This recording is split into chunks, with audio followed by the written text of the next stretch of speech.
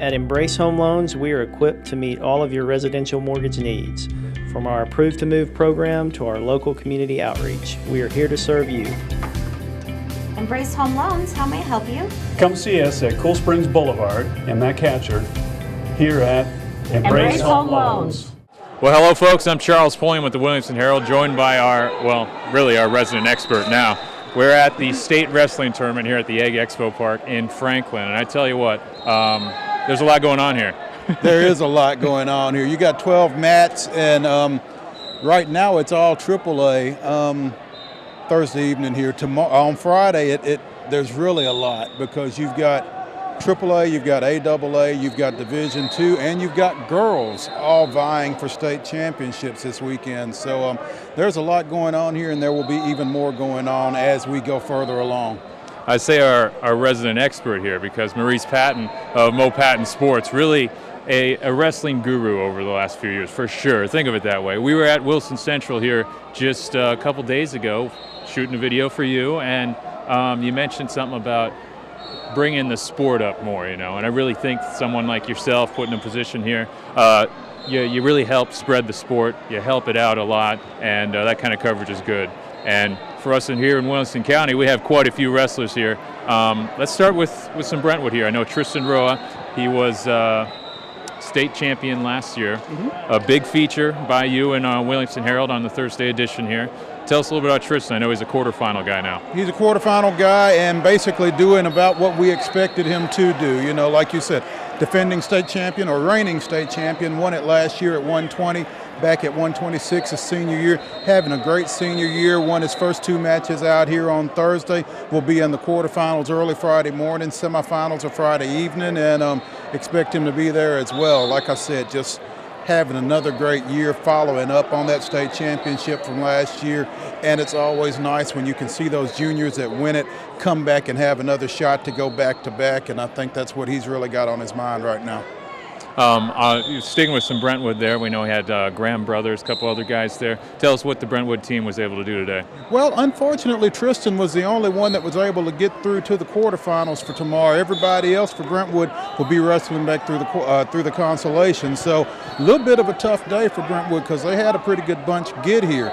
But again, I think Tristan was probably the wrestler who had the best hopes for Brentwood coming in and certainly lived up to that to this point. Crossing the interstate, we look at Chris Rowland from Ravenwood, and he actually had a tech fall in the first round here today, but he's a quarterfinalist as well. Exactly, and again, Chris was a state runner-up last year at 138, lost a tough one-point match in the finals to a kid from Cleveland whose name escapes me actually, but he lost to Cleveland in the finals last year. It's back at 152, was a little late coming off of the great football run that the Raptors had, winning the 6A state championship. Didn't take him long to fall back into his old ways though. He's running things at 152. Again, he's in the quarterfinals and really seems to be wrestling with a purpose as you watch him wrestle. Saw him in the finals of the GP West a few weeks ago. Spotted a kid 5 points, came back in the third period and won. Like I said, just really wrestling hard, wrestling with a purpose. Really a lot of fun to watch from his wrestling instinct, with his speed, with his strength.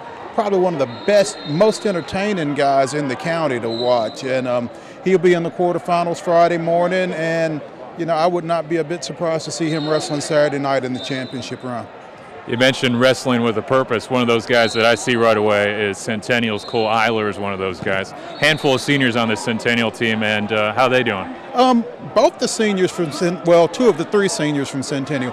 Cole Eiler at 138 got a quick pin in his opening round match. Had to fight through and win a decision in his round of 16 match. He's in the quarterfinals, and like you said, he is another guy who's really wrestling with a purpose.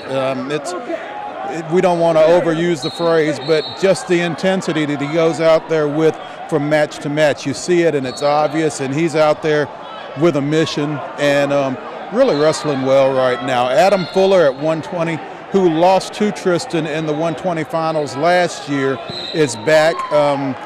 Made it through into the quarterfinals. He'll be wrestling Friday morning. Won his first 2 matches, and just a unique kid to watch. He's got a couple of moves that you know he's going to go to at some point, and it's almost like he sets them up to get to him. And if you don't know him, you don't know to stay away from him, or maybe if you do know him, you just can't stay away from him. But he's really methodical, but he's really lethal with what he does. And, Cole finished 6th last year at 132. Adam finished 2nd at 120. I think both those guys are going to medal again, and I think they both got a chance again to be wrestling in the finals out here Saturday night. I heard a lot of coaches, when they describe those two, especially Adam, they use the word textbook quite a bit for those guys.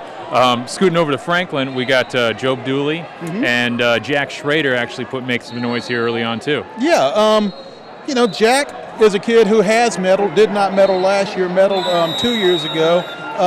Back in the hunt this time around.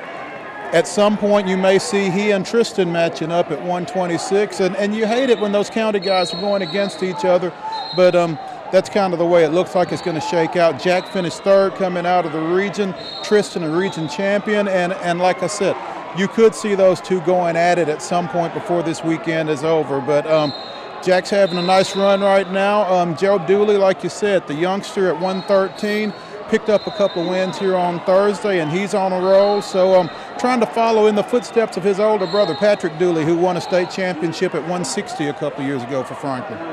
Quite a few representatives here from both Summit and Independence as well. When you're looking at those two teams, who's kind of standing out to you? Well, you got to like the way Isaiah DeMello is wrestling right now for Independence. He bounced back and forth through the dual season between 220 and 285. He got here as the 220 region champion, picked up a couple of quick sticks on Thursday to advance into the quarterfinals, and he is really deceptively athletic, I think. I don't think people realize how athletic he is until they're out there on the mat with him, and by then it's too late. So, again, deceptively athletic, deceptively strong. He's got a shot, I think. 220, I don't think is as strong as we have seen it in past years. I think he's got a shot to do some damage here before it's over with. And also from Independence, you had Brady Ingram at 132, who's got through to the quarterfinals. So, like you said, Indy's got a couple of guys going. Summit's got a couple of guys still going. Sawyer Knott at 145 got through to the quarterfinals. And Hunter Hancock, a medalist last year at 285, is still alive in the championship bracket. Well, like you said here, a lot of wrestling going on. We got 12 mats going right now and some consolation play. And it's only going to get more and more hyped up as we get going here on the weekend. What do you see from maybe Friday and Saturday here? Again, some of the guys that we mentioned are going to be wrestling Saturday night for championships.